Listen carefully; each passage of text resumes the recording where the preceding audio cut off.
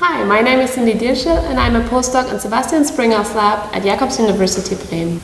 So in our lab we focus on MHC class I molecules, which are one of the key players in the adaptive immune response.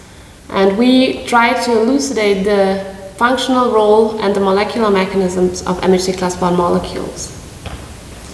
So in our latest publication, which is now published in eLife, we used antibody micropatterns to study the conformation-specific protein-protein interactions of MHC class I molecules. So for MHC class I proteins, 3 protein conformations are known.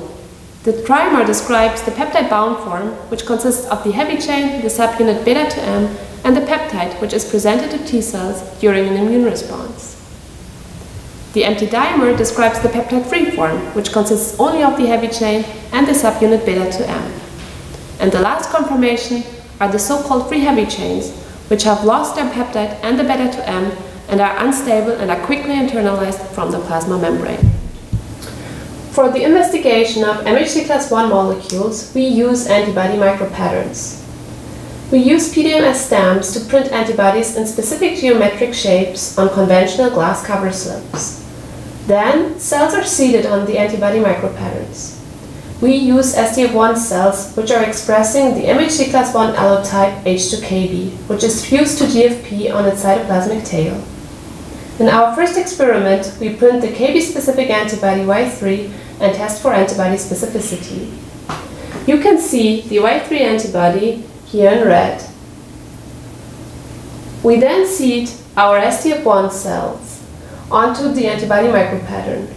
In the green GFP channel, you can see how the KB-GFP protein is specifically captured by the antibody pattern elements. In our control experiment, we use the 271113S antibody, which binds to a different MHC class I allotype called H2DB. Here, no capture was observed. In our first experiment, we used the conformation-specific antibody Y3, which binds directly to the extracellular domain of KB. To investigate the different conformations of KB, we now introduce the tag system to capture KB-GFP. For this, we genetically fuse the HA tag, which is a short amino acid sequence, to the extracellular domain of KB. Now the protein is not directly captured, but via the little leash. We next sought to establish conditions in which KB dimers are preferentially captured in the antibody patterns. In SDF1 cells, this can be achieved because they lack TAP and thus cannot load MHC1 proteins with high-affinity peptides in the ER. When such TAP-deficient cells are kept at 25 degrees, the level of KB dimers at the cell surface is especially high. These peptide-receptive KB dimers can be detected by subsequent binding of fluorescently labeled peptides. To test for the dissociation of beta to M from the captured KB dimers, we performed the following experiment. We printed anti-HA antibodies to capture the HA-KB-GFP proteins and incubated cells at 25 degrees to inhibit beta to M dissociation. Then we added the fluorescently labeled peptide SLA-TAMRA.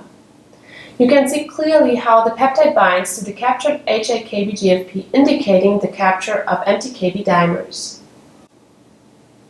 We then repeated the same experiment but shifted cells to 37 degrees to induce the dissociation of beta to M. Again, we added SLA-TAMRA.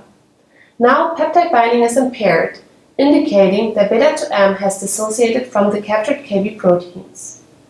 We concluded from this experiment that by the combination of anti-tag antibodies and temperature shifts, we can specifically capture empty KB dimers or KB free heavy chains.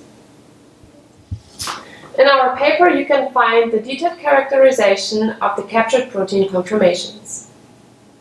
We then moved on and developed a Twohybrid assay that would allow us to test for conformation-specific protein-protein interactions.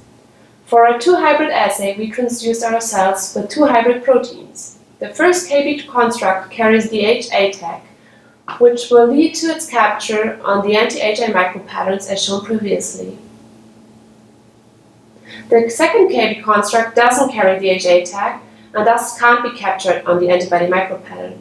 Instead, it carries the GFP fused to its cytoplasmic tail. We can now read out the interaction of the two proteins by fluorescence microscopy, because only upon interaction of the two proteins, the KB-GFP protein will be co-captured on the anti-HA micropattern.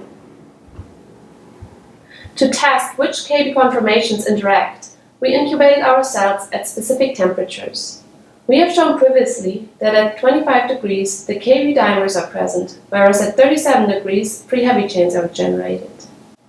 Interestingly, we see that only at 37 degrees co-capture is observed, indicating that only KB free heavy chains interact in cis. We performed several control experiments which demonstrate that beta to M dissociation is the crucial step in these and cis interactions. The example of MHC class I proteins demonstrates the challenges of the functional analysis of protein-protein interactions. Our Twohybrid assay finally solves the question of MHC class I cluster formation. The assay principle has allowed us to establish a system in which we generate defined conformations of MHC class I proteins.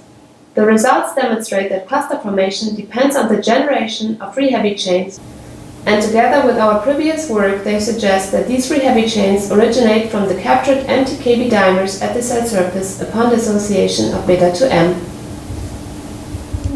In the future, we would like to use our antibody micropatterns to study the functional role of the MHC class I clusters in more detail.